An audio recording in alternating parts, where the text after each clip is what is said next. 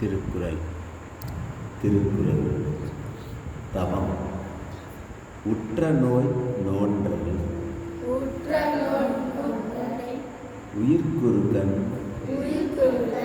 செய்யாமை அற்றே தவத்திற்கு உரு. தவத்திற்கு உரு. தம்முடைய துன்பங்களை பொறுத்துக் கொள்வதும் பிற உயிர்களுக்கு துன்பங்கள் செய்யாதிருப்பதுமே தவம். துறந்தார்க்கு துப்புரவு வேண்டி மறந்தார்க்குள்